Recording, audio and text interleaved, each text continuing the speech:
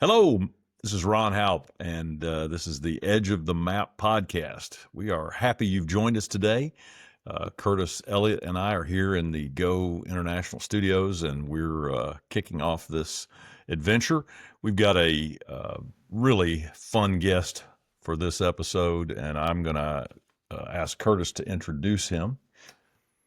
Yeah. Hey, everyone. This is an amazing time here at Go International. We're just starting our first podcast, and this is our first episode. And I thought no one is better to come in our first episode than Mr. Clint Bokelman. So thank you, Clint, for taking the time with us. Clint, I think we met in 2006, around that time in Atlanta. And I was working for an organization in Atlanta doing short-term mission trip stuff with Joe Lynch, and he was working with you guys, and we just developed this partnership that I got to sort of be on the periphery of a little bit, and was just really impressed with AIM and the things that. So just for our listeners, so they know, Clint has worked with AIM, which stands for Adventures in Mission, for 26 years. And in that time gave all sorts of leadership to that organization. And so we're inviting him on to talk about why missions is more than a trip, but we kind of want to look past, present, and future at this whole topic of short-term missions. And so Clint, we'll dive right in, and I'll sort of go big here.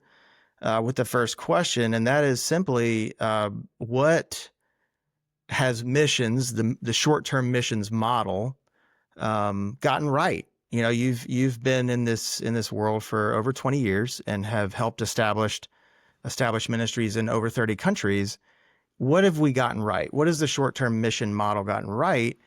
And then as times have changed, we can move further into the dialogue of where we've missed it, but maybe speak to a little bit about what has gone well from your perspective. Yeah. Well, first, thanks again for having me on. You're very brave to have me on your first maiden voyage. The good news is this is being recorded, and you could hit delete as much as publish. So, so thanks for having me on, and very passionate about the subject matter. And obviously, it's been an intricate part of my life for a couple decades. And so I think I'll try to keep it higher level. I think I'll tell you how I was initially introduced to short-term missions. I was a youth pastor, took a short-term missions trip with Adventures in Missions back in the mid-90s. Went to the interior of Mexico, had never been on a short-term missions trip before, had never been out of the country. And I had a co-youth pastor. Well, he was a peer, so he was a youth pastor of another church. He introduced me to this concept of using missions as a discipleship tool for his leadership team in his youth ministry. And so that was the premise that we had as youth pastors of we were going to take our top leaders from our youth group on this missions trip, and it was going to be not only something that they would have experienced of what how God would have him serve them in Mexico, but we really had some very intentional discipleship and leadership training that we were going to be doing with these leaders throughout this 10-day missions trip. And so that's how I was introduced to it, that missions as discipleship really saturated my soul. And then easily tethering that to scripture of where Jesus was on how many missions. You had he took his 70 and sent them out by twos in Luke 10. And so you see this model of where Jesus was using ministry and he was using missions. He gave them authority. And the story, they came back with all of these stories. The demons submitted to them. They saw miracles. They saw the supernatural. And then, of course, Jesus, then they come back from ministry. They're debriefing it. And then we see Jesus discipling. And he said, yep, I saw Satan fall like lightning from heaven. And yeah, this is very exciting. And there's high fives. Maybe they got around a campfire and started to sing some songs. And Jesus said, listen, don't rejoice over the fact that you saw power over the enemy. Rejoice in the fact that your names are written in the Lamb's Book of Life. And so I was able to tether my short-term missions experience that I had when I came into it as a discipleship tool. Our first mission trip that we took, I was introduced to aspects of the kingdom and of God that I didn't believe existed. So we saw demons manifesting in people when we were doing door-to-door prayer ministry, door-to-door evangelism. Theologically, I didn't believe that. I believed that in this dispensation, that at the foot of the cross, all of the demons were contained and confined, waiting for their day of judgment. And here, a little group of Presbyterians came back, and they were talking about how this demon manifested in this woman, and they were telling the details of it. I don't want to; it's too much of a story to tell. But nevertheless, the staff that was with us from Adventures in Missions knew exactly what to do, and it wasn't a big scene. He just said, "In the name of Jesus, I command you to let this one go." And then another demon came up, and so the kids are talking about, she started speaking in English and cursing at us, and we're the deep interior. Nobody's speaking English. And I remember I had a major crisis of faith when they were coming back to debrief that this woman was not only set free from 3 demons, but at the end of that last devil being evicted from her, she raised her hands and just started praising God. She was weeping and was giving her entire life to God. Her husband and 2 little kids were on the porch of their little house watching the whole thing. And he comes running up at this point when she's praising, and he says, "I don't know what you did to my wife, but me and my children want whatever my wife just received." And the entire household came to Christ. And that my sounds kids, like something right out of the Book of Acts, doesn't it? yeah, it absolutely. Household. Right. And I was talking to Ron earlier about so many of the most amazing instances on the field it seems like it was more in spite of us than what we're actually intending to do. Right. And so I had a theological crisis of faith on that dirt road as my kids were telling me this fantastic story that I didn't believe. And I went to the leader, who actually happened to be the president of Adventures in Missions, was leading that trip. And I said, "Listen, I got a problem here." And I said, "My kids came back. This is the story they told." And he goes, "That's amazing." I said, "No, it's terrible." I said, "The demons were captivated at the foot of the cross. And this is not supposed to be happening today." And he was very kind to me. And he said, "Well, one of 2 things: either 3 demons squeaked by the cross and you found them today, and you captured them and you put them in prison with the other demons, or you maybe don't have a full understanding of what it looks like for God to come and invade planet Earth and confront evil and wanting to bring life." And so that was my beginning, guys, of where I found I had God so packaged and it was so clean and ingestible and dignified, and this was undomesticated. And then I challenged the leader one more time, and I said, "Yeah, but the woman, they said she professed Christ, and so did her husband and children." And he goes, "That's amazing." And I said, "But they weren't giving a full, proper presentation of the gospel for her to respond." I had all my kids memorize Evangelism Explosion, and if you know, that's a quite lengthy presentation. Didn't go through the questions. I didn't even get to the questions. And this lady, like the Christ, and I'm going, this is not right. And so it all started there, and that really has been a story that has been a continuum of all of my experiences through short-term missions. And so I think you can, you're asking, what does it look like? I think every missions organization has their own vision, their own calling. You've got books like When Helping Hurts that comes in and right sizes some of the things that could be devastating in some cultures. And then you've got some missions organizations that they've got a specific line of what God has called them to do in mobilizing people to the nations. We really try hard to emphasize this discipleship as missions. And so I wanted to ask you, I know you've been involved in some of the curriculum that has come out, and just as a trainer with AIM.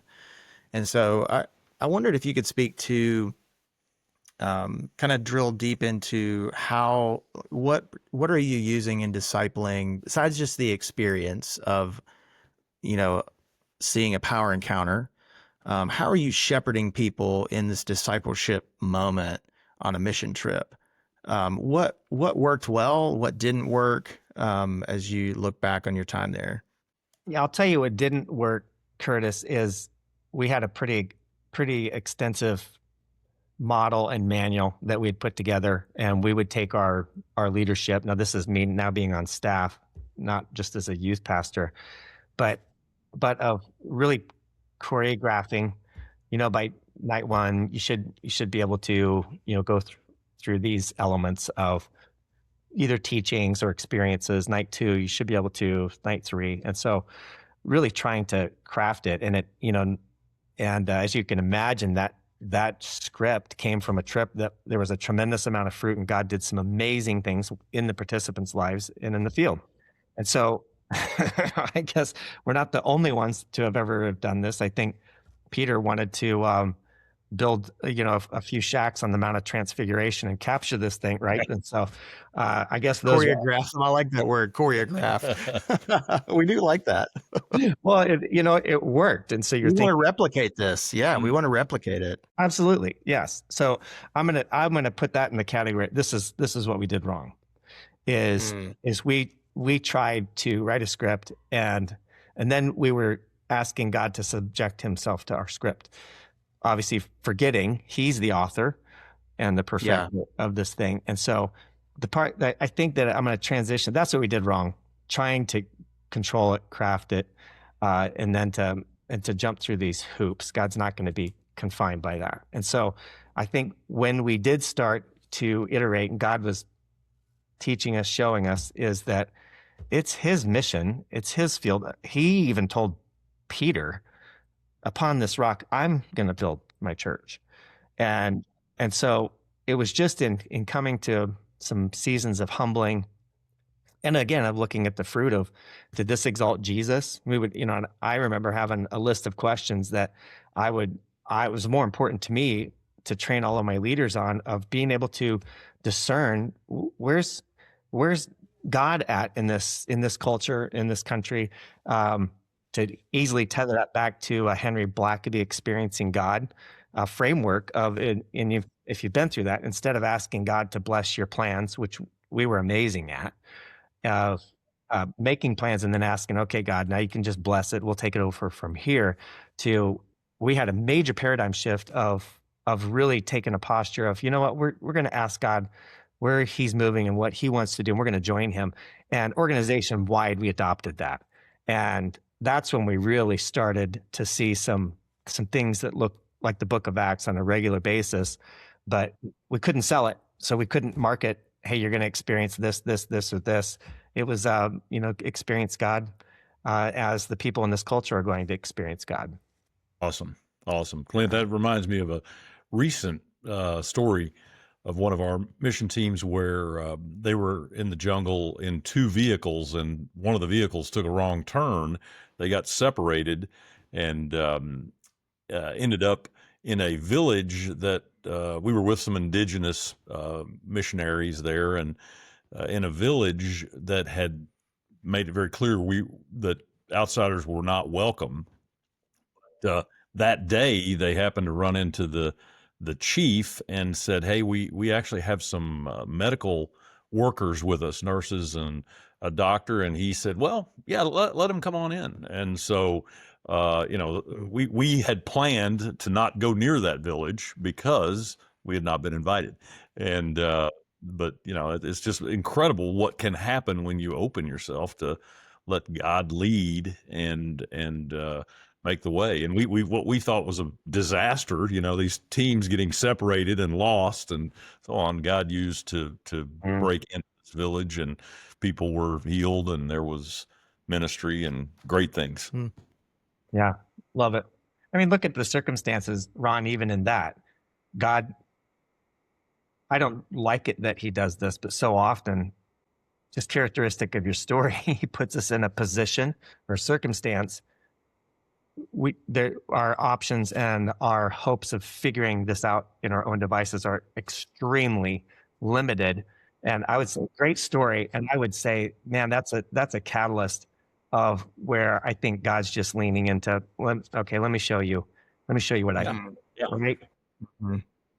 Exactly. That's amazing. I loved your testimonial there. I mean, and then mine is similar. I just had my world shaken to bits, on a short-term mission trip, and that's what we long for everyone to have their world shaken, by Jesus and what he's doing around the earth. So, thanks for that. That's great Sure. Yep. stuff.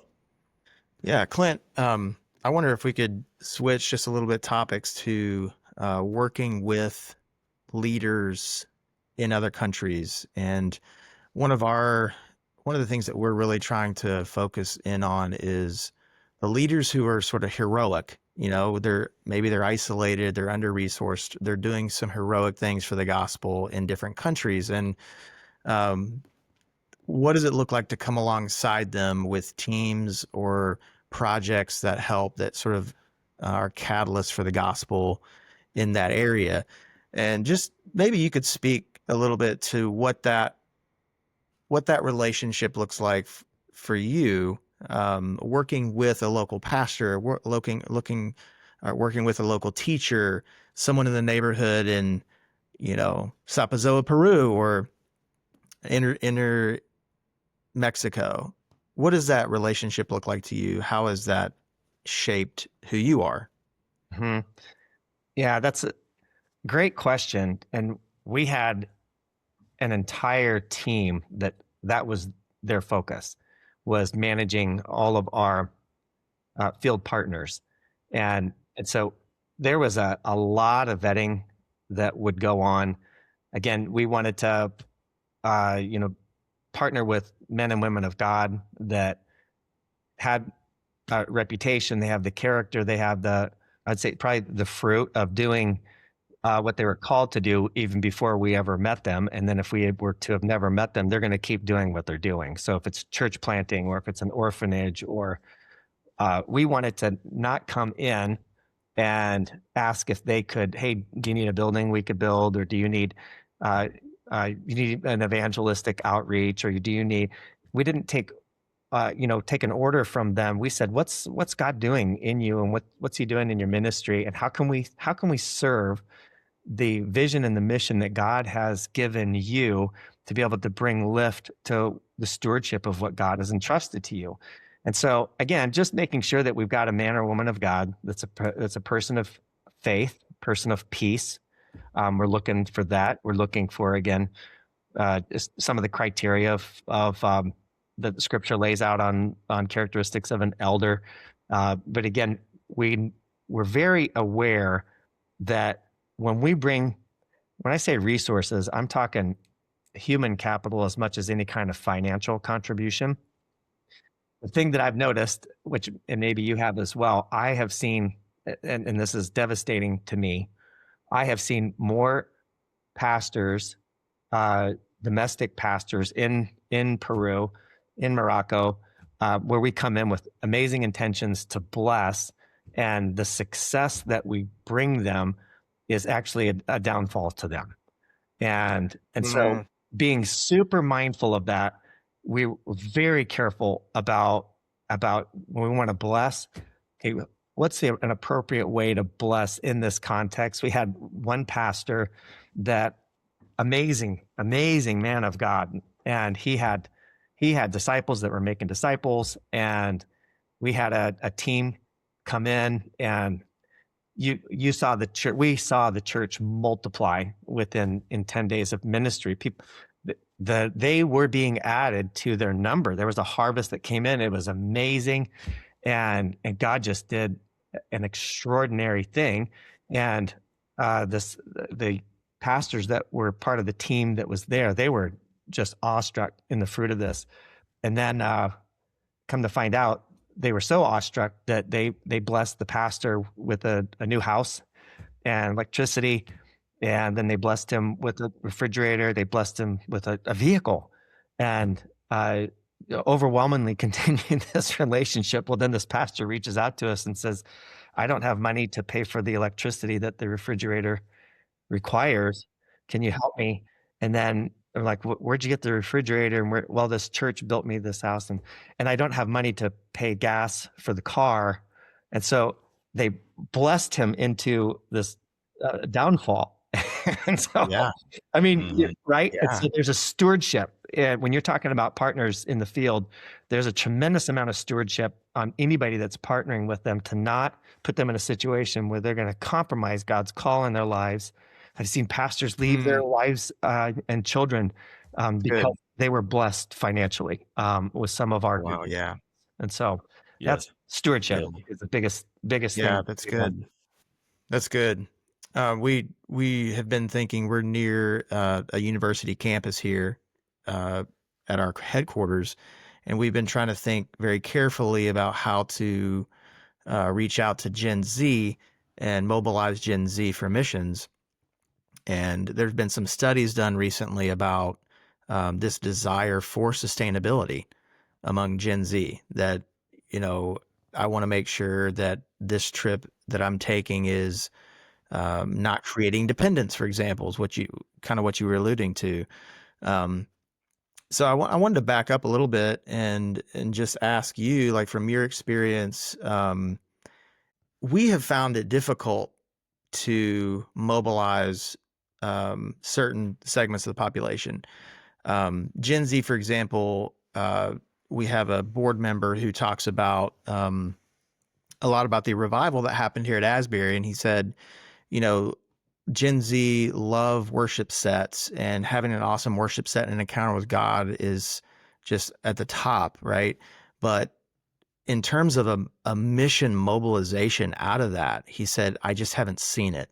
And so I'm wondering, like, how do we close that gap? How do we close the gap between wanting to encounter God in a worship service and an environment, tethering that to a life of mission, a life of outreach, a life of fruitfulness?